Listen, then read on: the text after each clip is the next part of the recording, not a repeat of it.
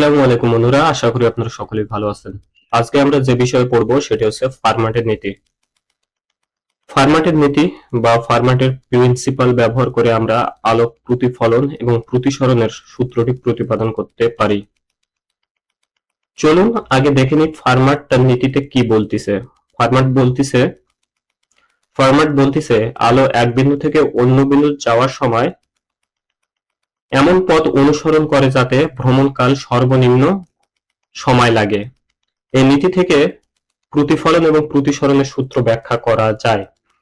আমরা ফার্মাটের নীতিটি বোঝার চেষ্টা করি। ফার্মাটের নীতিটি বোঝার পূর্বে আমাদের দুটি পথ সম্পর্কে জানতে হবে। প্রথমটি হচ্ছে জ্যামিতিক পথ।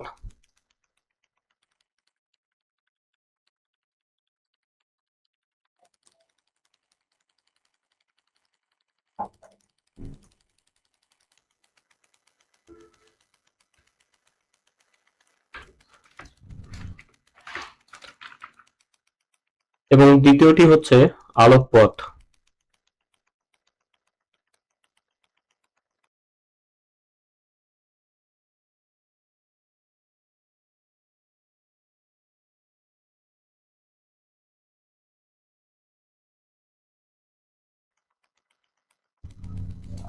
আলোক পথ। চলুন আমরা এই দুটি পথ সম্পর্কে জানি। জ্যামিতিক পথ অর্থাৎ আলো যদি এক বিন্দু থেকে অপর বিন্দুতে সর্বনিম্ন পথে অর্থাৎ সরল পথে গমন করে তাহলে আমরা সেই পথটিকে আলোর জ্যামিতিক পথ বলবো।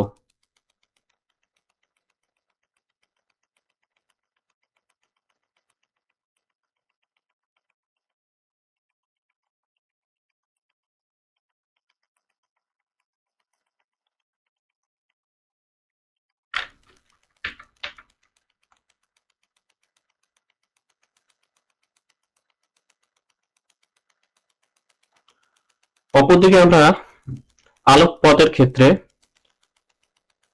এক বিন্দু থেকে অপর বিন্দুতে আলো এমনভাবে পথ অনুসরণ করবে যাতে তার পৌঁছাইতে সর্বনিম্ন সময় লাগে।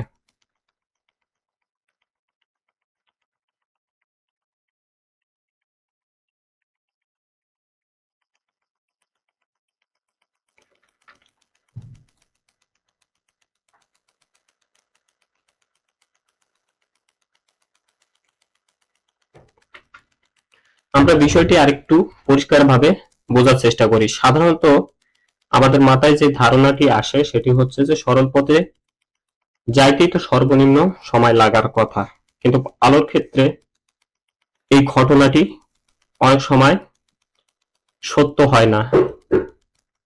কেননা আমরা এখানে একটি বাস্তব উদাহরণের মাধ্যমে এই বিষয়টি বোঝার চেষ্টা করি।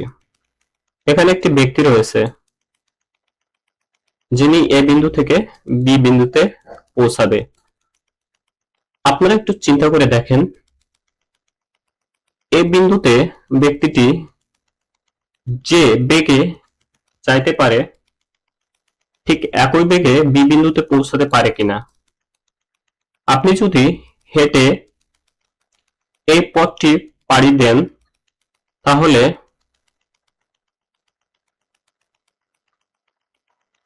আপনাকে প্রথমে এই পথটি হেঁটে পাড়ি দিতে হবে এবং পরবর্তীতে এখানে আপনাকে সাঁতার কেটে যেতে হবে। আপনি আপনি এখন একটু চিন্তা করে দেখেন যে হেঁটে একজন ব্যক্তি দ্রুত যাইতে পারে নাকি সাঁতার কেটে দ্রুত যাইতে পারে।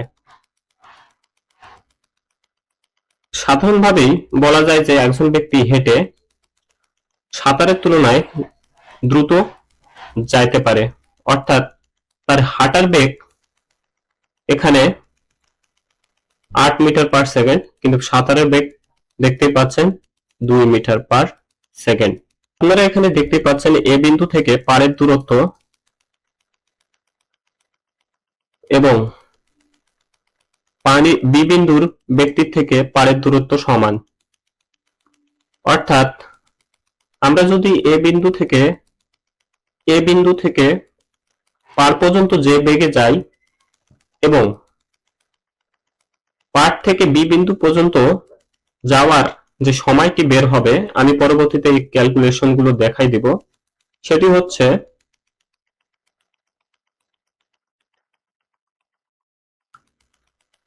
28 সেকেন্ড।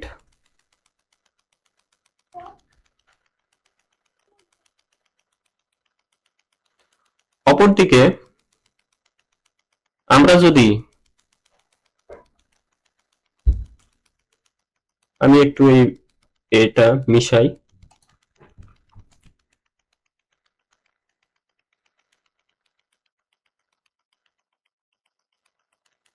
অপরদিকে দেখেন এ বিন্দু থেকে বি বিন্দুতে যাওয়ার আরেকটি পথ রয়েছে,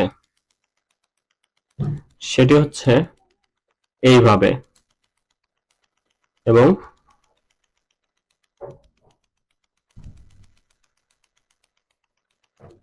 এই পর্যন্ত। আপনি যদি এই পথটি অনুসরণ করেন, দেখতেই পাচ্ছেন এখান থেকে এখানকার ডিস্টেন্স এবং এখান থেকে এখানকার ডিস্টেন্স অনেক বেশি। সেক্ষেত্রে আমাদের সময় লাগবে 31 সেকেন্ড। সর্বনিম্ন সময়ে আমরা যে পথ ধরে যাইতে পারি সেটি হচ্ছে, দেখতে পাচ্ছেন এই রেড কালার দিয়ে চিহ্নিত করা রয়েছে। আপনি দেখতে পাচ্ছেন আমরা সব থেকে বড় পথ অতিক্রম করব হেঁটে, অর্থাৎ সর্বোচ্চ গতিতে। তারপর এমন ভাবে যাব যেন বি বিন্দুতে পৌঁছাইতে পানি দ্বারা অর্থাৎ সাঁতার কেটে যাইতে সর্বনিম্ন পথ লাগে। অর্থাৎ আমরা এখানে দেখতে পাচ্ছি যে জ্যামিতিক পথের হিসাবে যদি আপনি এটাকে হিসাব করেন, তাহলে অনেক বড় পথ অতিক্রম করতে হচ্ছে। কিন্তু আসলে আমরা যদি জ্যামিতিক পথ অনুসরণ করি তাহলে সময় বেশি লাগতেছে। আবার আমরা যদি আলোক পথ অনুসরণ করি, যদিও বা আমাদের পথ বেশি অতিক্রম করতে হচ্ছে, তবুও সময় কম লাগতেছে। ফার্মাট তার নীতিতে এই বিষয়টিকে বোঝানোর চেষ্টা করেছেন। ফার্মাট তার নীতিতে বলেন যে আলো এমন একটি পথ অনুসরণ করবে যাতে এক বিন্দু থেকে অন্য বিন্দুতে যাইতে সর্বনিম্ন সময় প্রয়োজন হয়। আশা করি আপনারা ফার্মাটের নীতিটি বুঝতে পেরেছেন। এখন আমরা আলোক পথকে সংজ্ঞায়িত করব। এই সংজ্ঞায়িত করার পূর্বে আমি একটু আপনাদের কাছে ক্ষমা চেয়ে নিচ্ছি। এখানে দেখতেই পাচ্ছেন যে লেখাগুলো অনেক হিজিবিজি হয়েছে, কারণ আমি মাউস ব্যবহার করে লিখতেছি। বর্তমানে আমার কাছে কোনো গ্রাফিক্স প্যাড নেই, তাই বিষয়টিকে আপনারা ক্ষমা সুন্দর দৃষ্টিতে দেখবেন। চলুন আলোকপথকে সংজ্ঞায়িত করা যাক। কোন মাধ্যমে একটি নির্দিষ্ট পথ অতিক্রম করতে আলোর যে সময় লাগে, ঠিক সেই সময়ে বায়ু বা শূন্য মাধ্যমে আলো যে পথ অতিক্রম করে তাকে আলোকপথ বলে। এবার আমরা আলোকপথের গাণিতিক সমীকরণটি দেখব এবং আলোকপথের সূত্রটিকে প্রতিপাদন করব।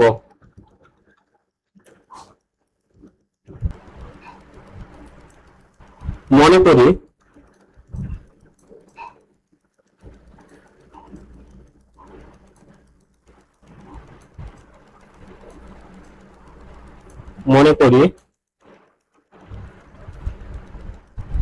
ইটা প্রতিসরণাঙ্ক বিশিষ্ট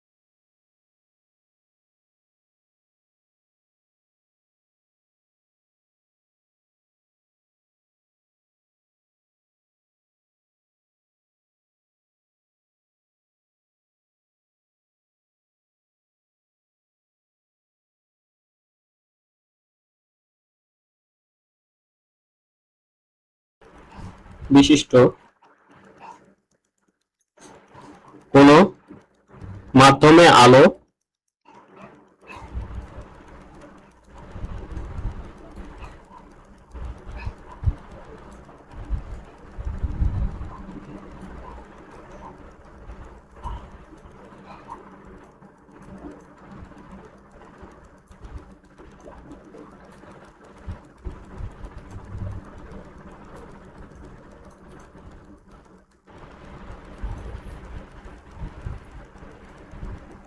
vm বেগে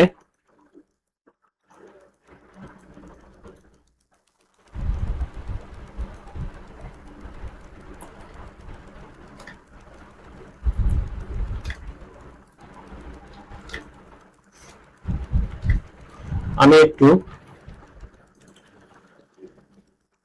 আলোকপথের সংজ্ঞাটি মুছে দেই যাতে আমার লেখার সুবিধা হয়।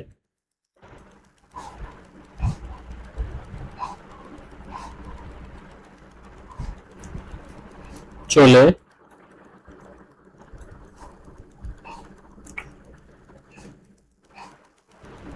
টি সময়ে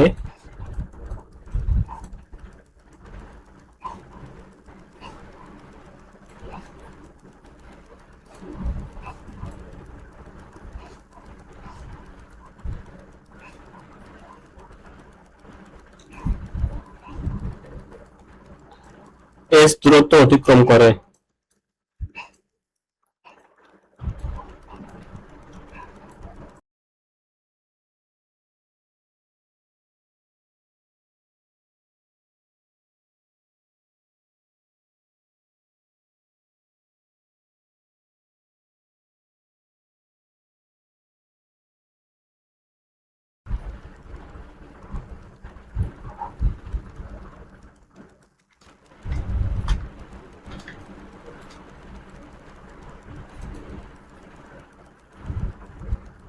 এখন আমরা এখানে দুটি বিন্দু নেই।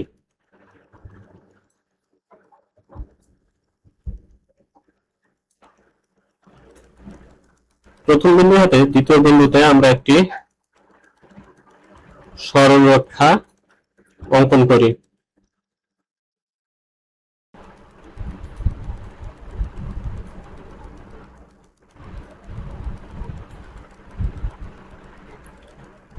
আর আমরা যে পথটি এখানে দেখতে পাচ্ছি এটা মূলত জ্যামিতিক পথ নির্দেশ করে।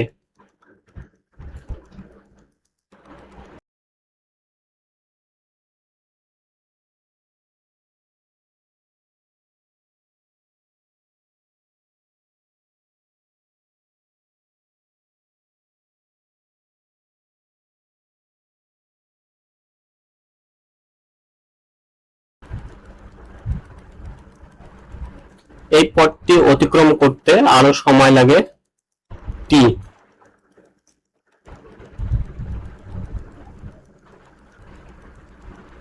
এবং আলো যে বেগে এই পথটি অতিক্রম করবে তা হচ্ছে vm।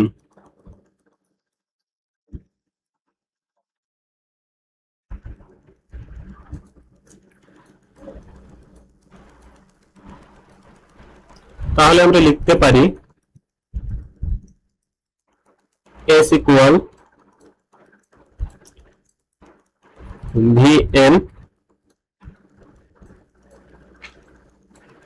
t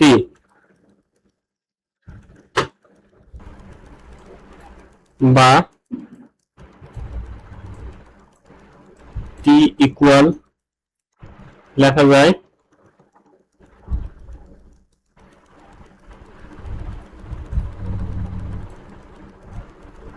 s divided by vm। এটাকে আমি 1 নম্বর সমীকরণ দিলাম।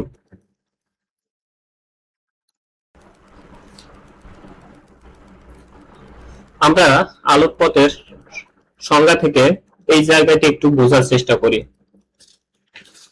আলোকপথের সংজ্ঞায় বলা রয়েছে কোন মাধ্যমে একটি নির্দিষ্ট পথ অতিক্রম করতে আলোর যে সময় লাগে ঠিক সেই সময়ে বায়ু বা শূন্য মাধ্যমে আলো যে পথ অতিক্রম করে তাকে আলোকপথ বলে। এখানে আমরা যে সময়টি পেয়েছি ঠিক একই সময় টি টি অর্থাৎ টি সময়ে শূন্য বা বায়ু মাধ্যমে আলো যে পথ অতিক্রম করবে সেটি হচ্ছে আলোকপথ।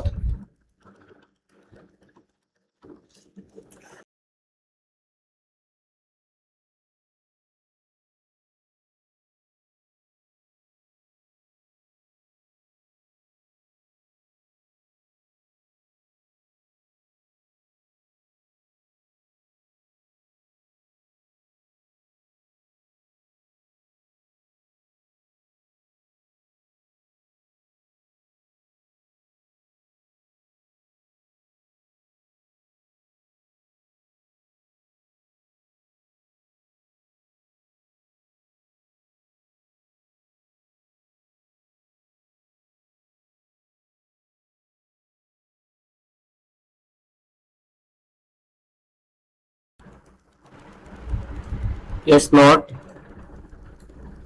equal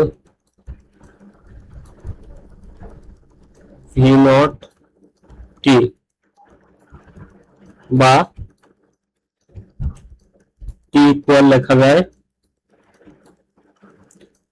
S naught divided by V naught।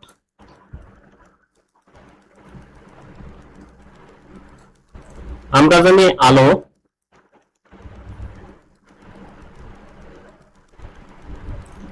V naught বেগে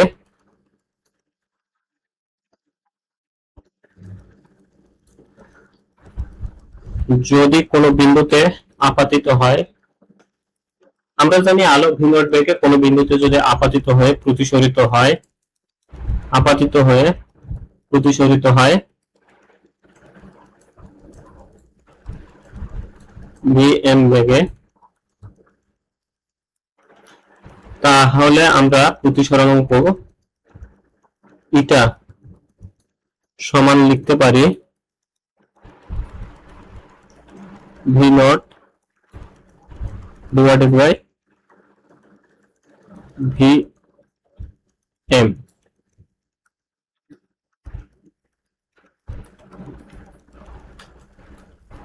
আমি এটাকে 2 নং সমীকরণ দিলাম।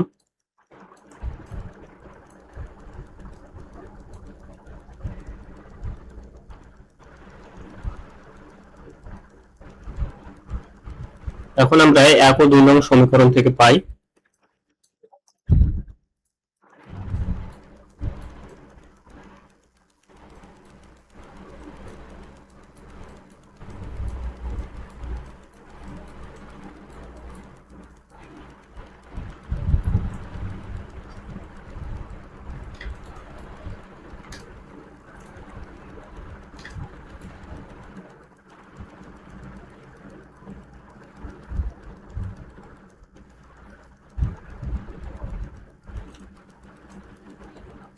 S divided by Vm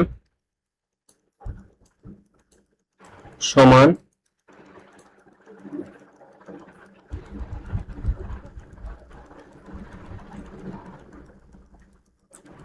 S naught divided by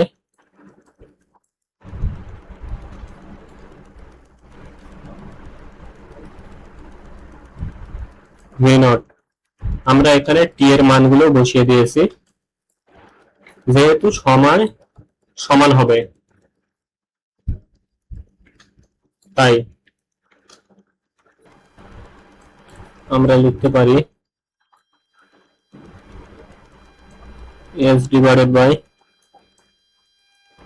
S naught equal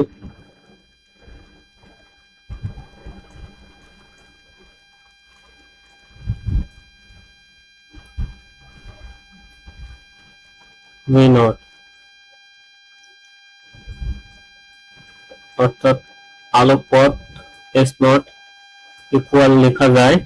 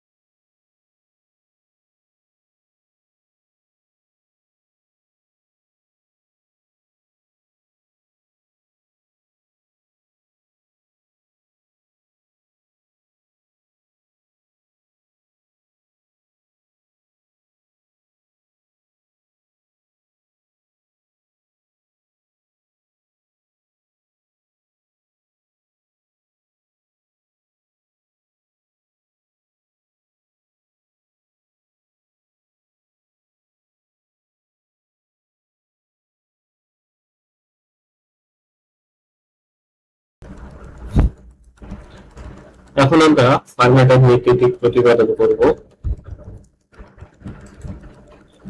মনে করি দুটি মাধ্যমের দুটি বিন্দু P ও Q, মাধ্যম দুটির আলোর বেগ V1 ও V2, এখানে এটা V2 হবে।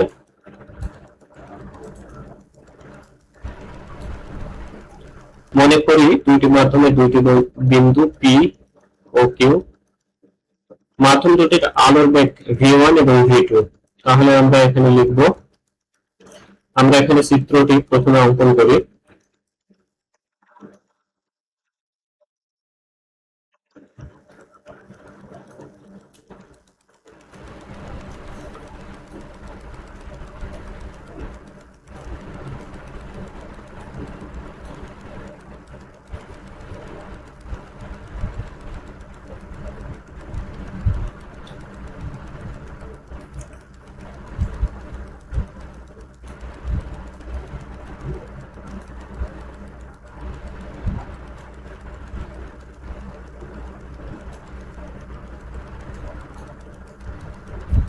এটা পি এবং অপর এটা হচ্ছে কিউ, পি কিউ। আলো পি বিন্দু হতে এ বিন্দু হয়ে কিউ বিন্দুতে যেতে সময়ের প্রয়োজন, অর্থাৎ এই পথে পি বিন্দু হতে এ বিন্দু হয়ে এ বিন্দুটা হয়ে কিউ বিন্দুতে পৌঁছাইতে সময়ের প্রয়োজন। আমরা লিখতে পারি T equal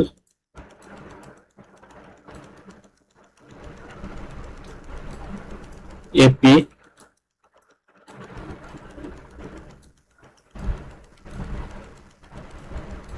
v1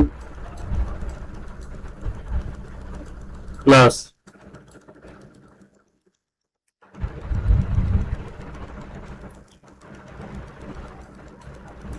a cube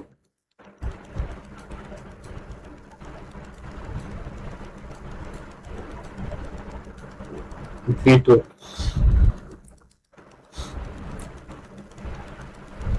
আমরা জানি t সমান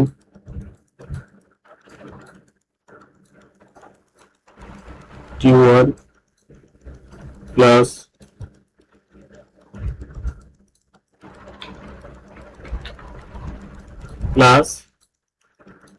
t2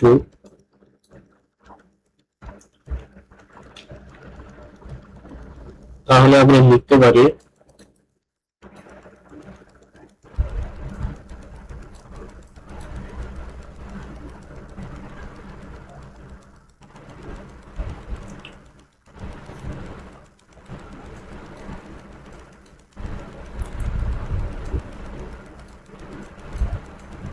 AP v1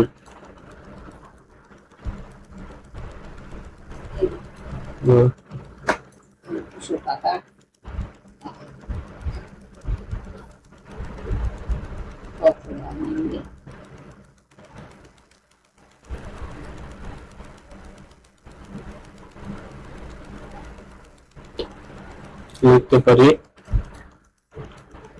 a cube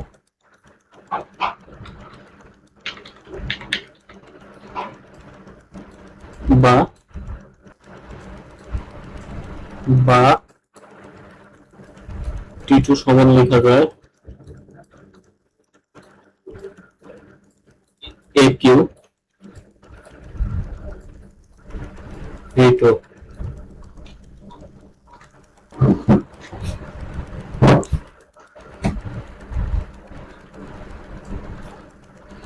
এটাকে আমরা বলবো মোট সময়।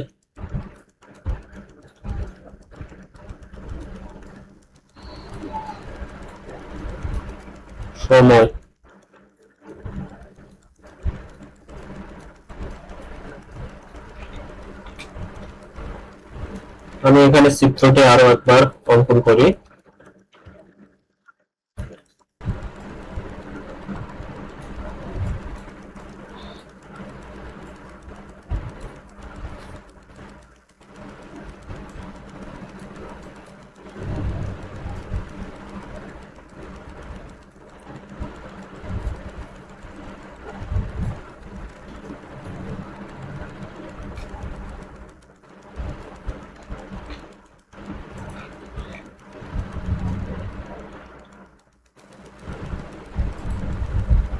এই অংশটাকে আমরা এ বলবো।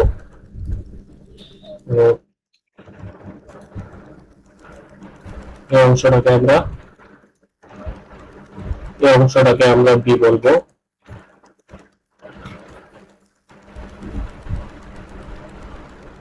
কিংবা এখান থেকে আমরা সময়ের দুটি সমীকরণ পেলাম। পি বি কিউ এর নিকটবর্তী পথ এ বি, এই হচ্ছে পি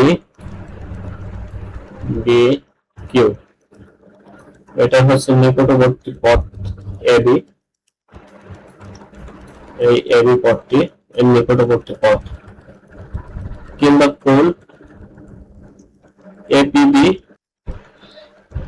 বা অন্য কোনো বিন্দুর পূর্ববর্তী সমতুল পথ, অন্য কোনো বিন্দুর পূর্ববর্তী সমতুল পথ পিএ কিউ এই পথের কথা বলা হয়েছে।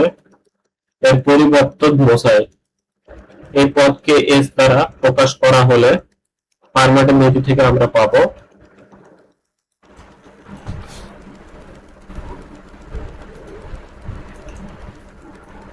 ডিটি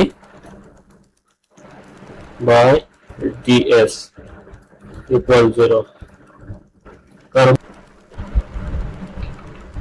ফার্মাটের নীতিতে একই সময় সর্বনিম্ন পথের কথা বলছে, অর্থাৎ সময় একই হইলে যেহেতু সময়ের এখানে কোনো পরিবর্তন হচ্ছে না, অর্থাৎ কোনো অপরিবর্তনশীল বস্তু ডিফারেন্সিয়াল আমরা লিখতে পারি 0, তাই আমরা এখানে 0 লিখলাম। অর্থাৎ ফার্মাটের নীতি অনুযায়ী ডিটি ডিএস ইকুয়াল 0 হবে।